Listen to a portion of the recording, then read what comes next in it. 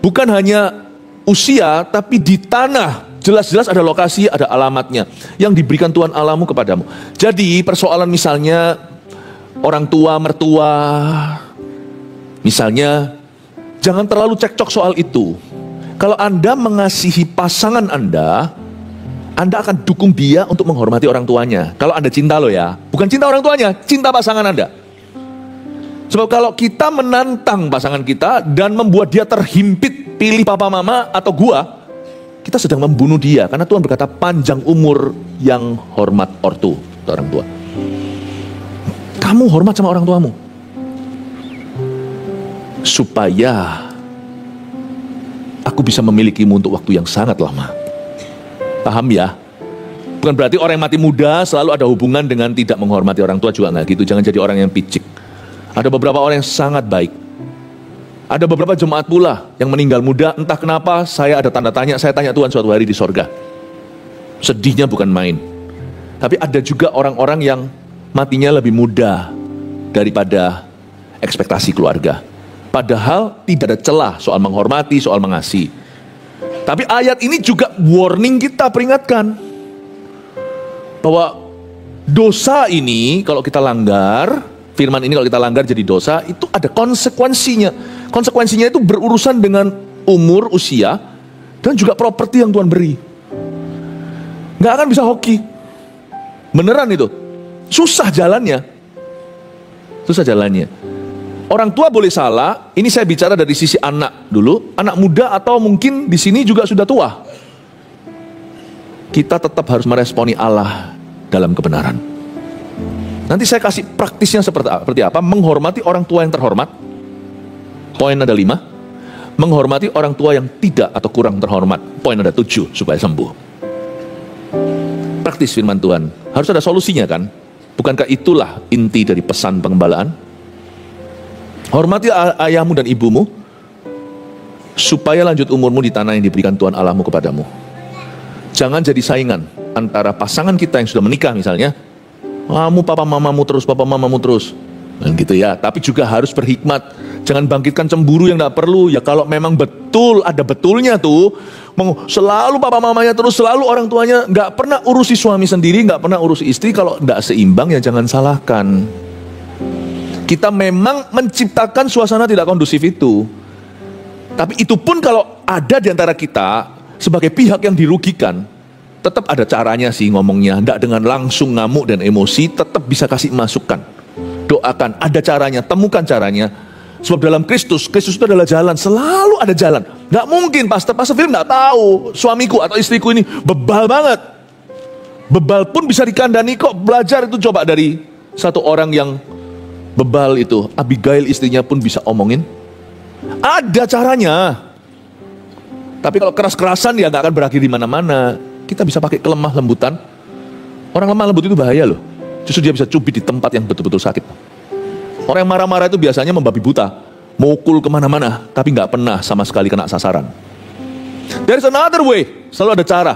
Dalam Tuhan itu gak pernah kehabisan cara. Jangan percaya setan yang beritahu gak ada, sudah jalan buntu. Gak ada jalan buntu. Yesus itu namanya jalan, akulah jalan. Amin Bapak Ibu.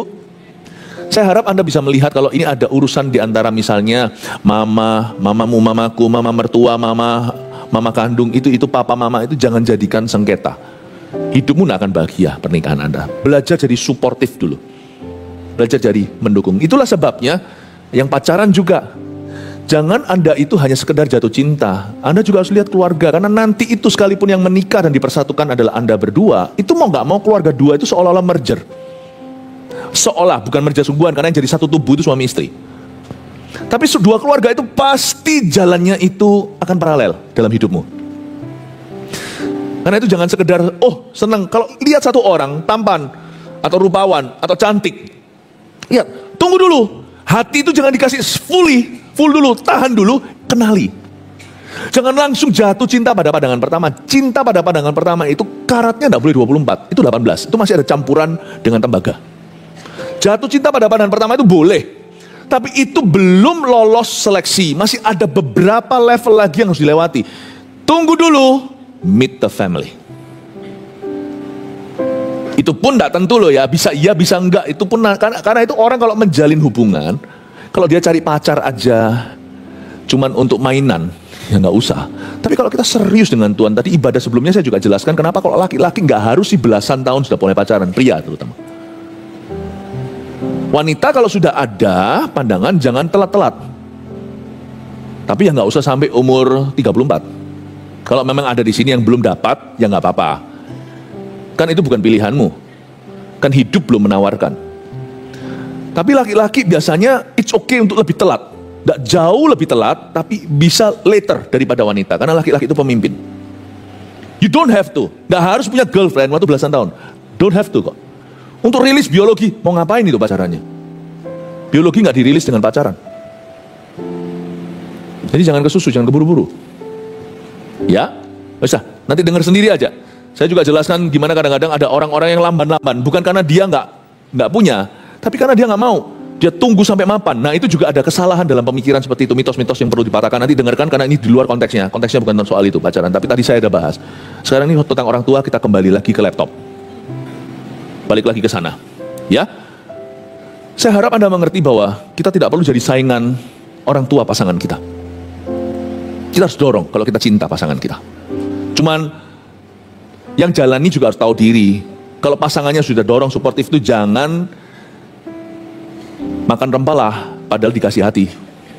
Udah dikasih hati makanya rempah diambil sekalian, jangan aji mumpung, harus kira-kira. Makanya tadi saya juga ajarkan, misalnya kalau yang bersangkutan ini anak kandungnya kepingin beri papa mamanya, misalnya kalau Anda diberkati, kalau ngos-ngosan ya jangan, karena tugas Anda utama itu adalah untuk keluarga immediate-mu dulu, untuk keluarga. Pernikahan Anda itu terpisah, dan sang laki-laki akan meninggalkan ayah dan ibunya dan bersatu dengan istrinya. Itu unit sendiri. Nah misalnya suatu hari ada kelonggaran, Anda bisa kasih, Anda kepingin kasih 50.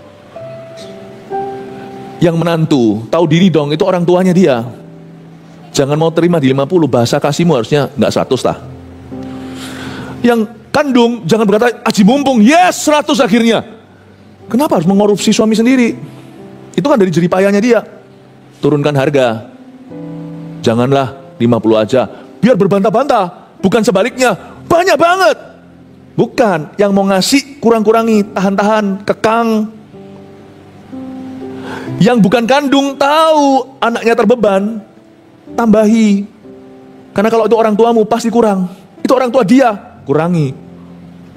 Kurangi kalau bisa. Itu mentalitas manusia. Jalan di mil kedua itu berarti pakai roh yang berlawanan. Semoga Anda bisa ngikutin ya. Misalnya, saya mau kasih papa mama saya. Yang saya panggil istri saya kan sayang. 50 ya. Istri saya pasti ngomong, enggak 100 dah. Wah, ini 50 itu enggak tentu 50 juta. 50 ini hanya kiasan. Sesuai kemampuan. 50 dolar, 50 ribu terserah you. Pasti, kenapa? Karena kita nggak bisa menyelami perasaan pasangan kita. Karena itu adalah orang tua kandungnya.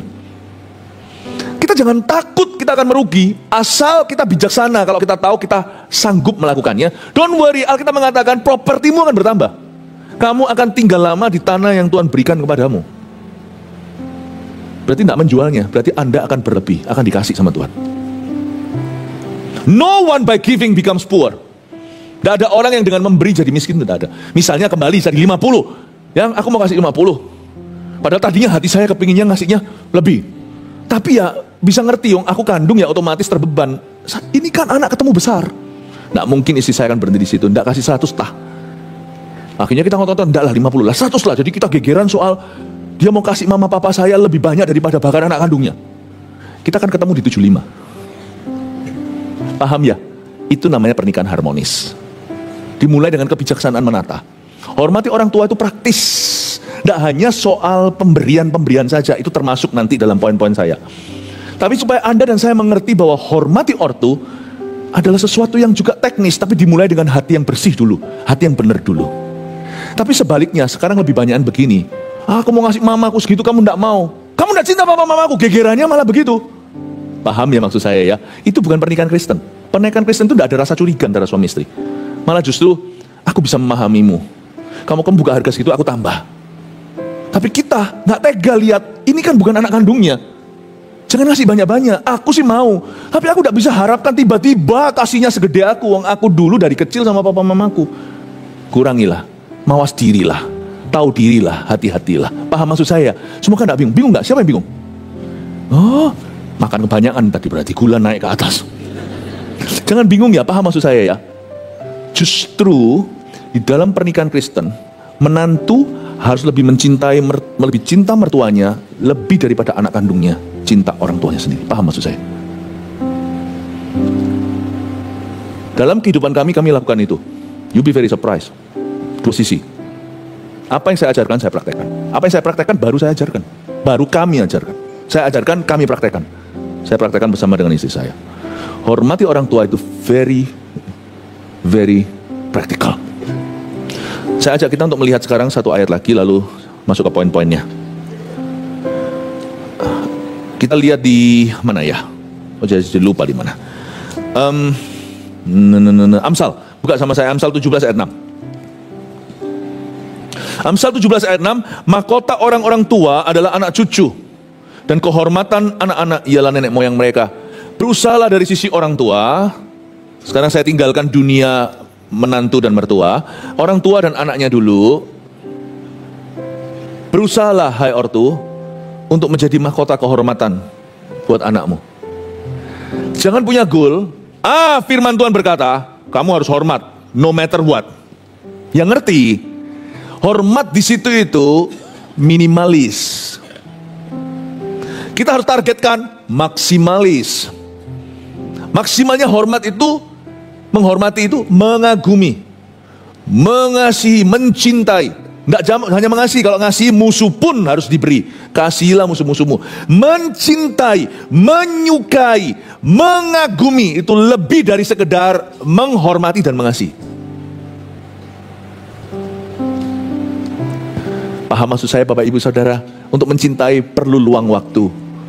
Untuk mengagumi perlu teladan dulu. Itulah sebabnya mahkota orang tua adalah anak cucu. Kita sebagai orang tua jangan bangkitkan amarah, apalagi papa. Di Efesus dikatakan, hai ayah, janganlah bangkitkan amarah di dada anakmu, dan jangan buat hambar hati putramu. Kalau kita tahu anak cucu kita adalah mahkota, jangan kau cela mereka, jangan kau nodai. Salah satu alasan saya sendiri secara pribadi untuk hidup, pertama untuk Tuhan, tapi salah satu alasan utama saya menjadi motivasi kehidupan adalah untuk anak-anak kami. Tentunya untuk gereja. Pada waktu saya pernah divonis kanker bulan Januari, dua kelompok orang yang saya pikirkan, you, jemaat, and my family. Puji Tuhan, Februari Tuhan buat sembuh dengan begitu mudah. Clean. By the way, saya sudah check up. Setiap 6 bulan kan harus dicek. Bersih, dokternya sampai berkata, kamu tuh bersih, sehat sekali. Luar biasa. Puji Tuhan, thank you untuk doanya. Tapi sungguhan, yang saya pikirkan, motivasi anak-anak kita dulu, saya cerita tentang keluarga Anda, harus menjadi motivasi hidup Anda. Anda hidup kudus, salah satu motivasinya adalah demi anak. Anda hidup benar demi anak.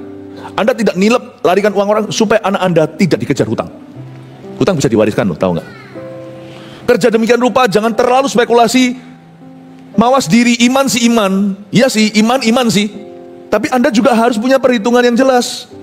Calculated risk, resiko yang bisa kita perhitungkan, meskipun tetap melibatkan ada ruang untuk beriman pada Tuhan. Jangan ngawur, tapi iman itu tidak buta. Iman itu mendengar. Mata kita tetap harus bisa melihat resikonya. Salah satu alasan mengapa kita tidak mau sekedar cuman gini-gini gitu, kita harus mikirkan nanti apakah kita wariskan. Salah satu alasan kita bekerja keras sungguh-sungguh bukan hanya untuk kasih uang bagi anak. Uang saja nggak cukup, harus luangkan waktu. Tapi salah satu alasan untuk kita cari uang juga dan demi anak, supaya kita bisa selesaikan semua cicilan, supaya nanti mereka bisa menikmatinya. Kalau Anda tahu bahwa anak Anda itu adalah mahkotamu, jangan berhenti sampai taraf di mana mereka terpaksa menghormati, karena firman Allah berkata, kasih mereka alasan dan peluru berlebih-lebih, supaya mereka tidak berhenti sampai harus menghormati, tapi sampai mereka itu sungguh-sungguh mengagumi. Jangan selingkuh. Karena selingkuh itu membuka celah di family tree atau pohon keluarga. Itu lebih mudah terjadi. Coba bayangkan orang selingkuh misalnya papanya. Itu kalau dia punya anak-anak cowok, anak cowoknya otomatis akan guard down. Pasti dia tidak sedefensif itu terhadap perselingkuhan. Papa aku aja. Di usia berapa pernikahan nanti anak Anda yang harusnya Anda doakan langgeng marriage-nya, bahagia rumah tangganya, setannya papanya itu bisa datang visit dia. Papamu aja kamu nggak tah. Sekarang dia belum, nanti bisa. Itu sebabnya seorang ayah yang sudah selingkuh mesti tobat-tobat di depan keluarga. Jangan sembunyi-sembunyikan info lagi, ngomong apa adanya, minta mereka ampuni, meskipun minta mereka maafkan, minta mereka bantu jaga. Serahkan semua handphone, serahkan whatever. Privasimu hilang. Tunjukkan kesungguhan bahwa Anda mau berubah. Supaya anak itu suatu hari masih bisa punya pikiran bahwa kekudusan itu jalan. Papaku pernah salah tapi dia sungguh-sungguh bayar harga. Supaya anak itu masih punya pijakan kaki suatu hari ketika setan landa. Kalau anak perempuan, dia nggak akan bisa percaya lagi. Laki semua sama. Bagaimana waktu dia nanti do the dance, kalau misalnya di pernikahannya ada sang mempelai berdua dikasih waktu untuk bisa berdansa, dalam hati dia cinta-cinta sih, jatuh cinta, tapi hatinya kurang percaya. Selalu ada pertanyaan, suatu hari akankah kamu seperti ayah? Kamu akan khianati saya? Selalu akan ada hantu itu. When you don't do anything, tidak melakukan suatu dosa misalnya, Anda tidak mau, you don't want to harm your children's future. Anda tidak mau mencoreng mahkota kehormatan anak-anakmu. Itulah sebabnya hormati orang tua ini tricky, tidak dari satu sisi, oh anak-anak hormati aku. No, tetap harus ada taburan dari papa mamanya dalam hidup anak-anaknya. Menghormati itu sebatas apa? Sebatas UMR? Bisa aja, lu harus lo ya, karena ada firman. Atau anak-anaknya sadar dan berkata, aku mau menghormati papa, menghormati mama. Ya memang sih, namanya orang tua jahat sekalipun, Bapak Ibu Saudara harus sadari, ini adalah God ordained authority. Jadi nggak bisa goyang. Orang tua paling Hitler pun, dia Tuhan taruh dalam tatanan ciptaan sebagai papa atau mama Anda dan saya, itu adalah otoritas divine atau otoritas ilahi yang Tuhan pasang, tak peduli performa papa mama itu. Jadi anak-anak tidak punya pilihan, harus menghormati. Cuma nanti saya kasih saran praktis gimana menghormati mereka yang terhormat dan mereka yang tidak atau kurang terhormat. Ada saran praktisnya. Tapi jangan berhenti di sana. Sebagai orang tua, kita yang menerima hormat itu jangan kita pandang murah. Hormat itu kadang-kadang harus, bukan kadang-kadang, selalu harus kita beli. Hormat yang lebih, bukan hormat yang kurang. Buat apa sih kita sukses di kerja, anak-anak kita tidak menghormati kita? Buat apa kita itu punya segala-galanya, anak-anak kita destroy sendiri, kita hancurkan masa depannya. Buat apa sih? Tidak ada pentingnya, tidak ada perlunya. Hormat itu harus kita usahakan. Hormat itu harus kita beli. Hormat itu harus kita taburi. Harus kita taburkan terlebih dahulu. Kita tidak menuai apa yang kita tidak tabur. Hukum tabur tua itu ada. Maka kita harus mengerti hal ini ya. Oke, sekarang masuk ke poin-poinnya. Siapa yang masih bisa mengikuti saya? Puji Tuhan. Haleluya ya. Nah, nanti Anda yang tentukan sendiri ya. Dalam konteks Anda, terima hormat sebagai orang tua, atau Anda yang memberi hormat kepada orang tua Anda masuk kategori mana? Anda tentukan sendiri. Saya jaga dua pintu, pedang bermata dua. Lika-liku hormatilah orang tuamu. Kita lihat Romawi pertama. Cara menghormati orang tua yang terhormat. Satu, ini yang terhormat ya, orang tua yang mengagumkan. Aku cinta papa mama. Bahkan kadang-kadang kalau kita berlebihan, kita bahkan bisa tuntut pasangan kita. Lu kok gak kayak papaku sih? Nah, ada yang begitu. Makanya buah roh tetap harus dipasang. Kasih memang terbesar. Kasih, sukacita, damai sejahtera ada 9. Tapi kasih yang berlebihan sampai merembet menjadi komplikasi, buat suami alergi. Kamu kok gak seperti papaku? Makanya itu buah roh yang nomor 9 namanya penguasaan diri. Jangan salah penempatan. Kasih pun kalau dipraktekkan dengan cara yang salah, tidak jadi berkat saudara. Ini tipe dulu orang tua yang terhormat. Mereka yang sungguh-sungguh bisa membuat hati anak-anaknya terkagum-kagum dan look up. Satu, sudah keluar dulu, ekspresikan cinta. Mereka layak menerimanya. Ini bukan kasih ya. Kalau kasih itu musuh juga dapat. Cinta. Mesti loh. Ini orang-orang timur, bukan Surabaya Timur, orang-orang dunia timur, ini kekurangan kita. Kita itu kurang ekspresif orangnya, kita terus terang. Kenapa banyak relationship itu kaku?